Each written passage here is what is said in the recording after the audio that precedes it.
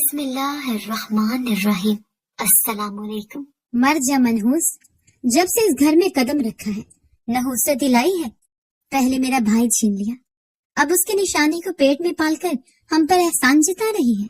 جھاڑو کا دستہ بے رحمی سے میری کمر پر پڑا تو میں کراہ کر رہ گئی۔ 9 ماہ کا حمل، سوجے ہوئے پاؤں اور کمزوری سے چور جسم کے ساتھ فرش پر گر پڑی۔ میری نند سعدیہ کے سر پر خون سوار تھا۔ بس کر سعدیہ، مر جائے گی یہ۔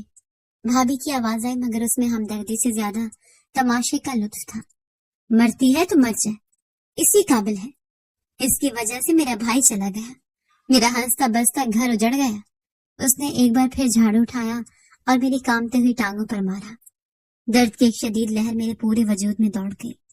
آنکھوں کے سامنے اندھیرا چھانے لگا۔ میں نے بے بسی سے دونوں ہاتھ اپنے پیٹ پر رکھ لیے، جیسے اپنے بچے کو اس ظلم سے بچانے کی آخری کوشش کر رہی ہوں۔ بس بہت ہو گیا۔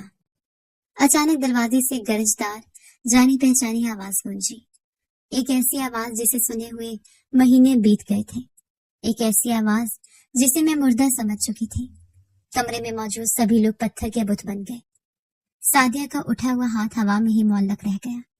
میں نے آنکھوں سے بہتے آنسوں کے بیچ دھندلائی نظروں سے دروازے کی طرف دیکھا۔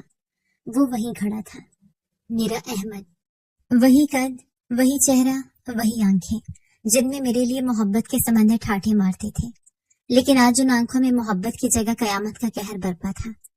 اس کے چہرے کی رگیں غصے سے تنی ہوئی تھیں اور وہ اپنی خونخوار نظروں سے سعدیہ کو گھور رہا تھا۔ میری نند کے ہاتھ سے جھاڑو چھوٹ کر فرش پر گر گیا۔ اس کے چہرے کا رنگ یوں اڑا جیسے اس نے موت دیکھ لی ہو۔ بھائی، آپ؟ اس کے گلے سے گھٹی گھٹی آواز نکلی۔ میں جو کچھ دیر پہلے درد سے بحال تھی، اس معجزے کو دیکھ کر اپنی ساری تکلیف بھول گئی۔ میرے لبوں پر خود بخود ایک مسکراہٹ پھیل گئی۔ یہ سب کیسے ہوا؟ یہ معجزہ کیسے رونما ہوا؟ اس لمحے تک پہنچنے کے لیے میں نے کن کن کانٹوں بھرے راستوں کا سفر کیا تھا؟ یہ کہانی شروع سے شروع ہوتی ہے۔ میرا نام فاطمہ ہے۔ میں 2 بھائیوں کی اکلوتی اور لاڈلی بہن تھی۔ میرے بھائیوں نے مجھے کبھی کسی چیز کی کمی محسوس نہیں ہونے دی۔ ہمارے خاندان میں لڑکیوں کو زیادہ پڑھانے کا رواج نہیں تھا، لیکن جب میں نے یونیورسٹی جانے کی ضد کی تو بھائی جان اور چھوٹے بھائی دونوں میرے سامنے ہار گئے۔ انہوں نے نہ صرف مجھے شہر کی سب سے اچھی یونیورسٹی میں داخلہ دلوایا، بلکہ میری ہر ضرورت کا خیال بھی رکھا۔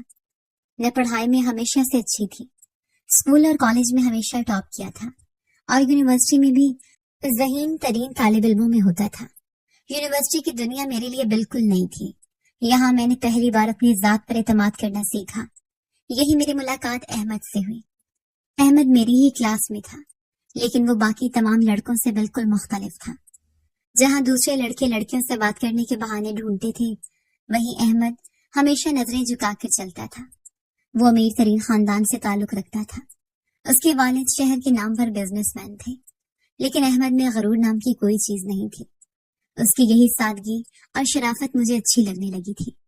ایک دن اس نے مجھے لائبریری کے باہر روکا۔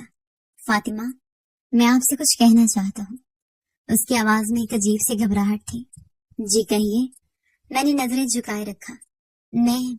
میں آپ کو پسند کرتا ہوں اور آپ سے شادی کرنا چاہتا ہوں۔ اس کے الفاظ میرے کانوں میں سیسے کی طرح پگھل کر اتر گئے۔ میرا دل زور سے دھڑکا۔ میں بھی اسے پسند کرنے لگی تھی، لیکن میں اپنے خاندان کے اصول جانتی تھی۔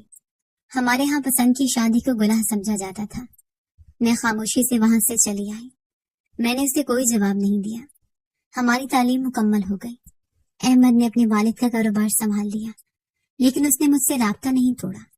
وہ اکثر مجھے فون کرتا اور شادی کے بارے میں پوچھتا، لیکن میں ہر بار بات ٹال دیتی۔ میں جانتی تھی کہ یہ رشتہ ناممکن ہے۔ پھر ایک دن وہ ہوا جس کا مجھے ڈر تھا۔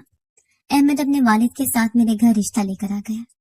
بھائی جان اور چھوٹے بھائی جو مجھ پر جان چھڑکتے تھے، غصے سے لال پیلے ہو گئے۔ ہم نے تمہیں یونیورسٹی اس لیے بھیجا تھا کہ تم وہاں یہ گل کھلاؤ۔ بھائی جان کی آواز میں شدید غصہ اور مایوسی تھی۔ تم نے ہماری عزت خاک میں ملا دی فاطمہ۔ بھائی جان، میرا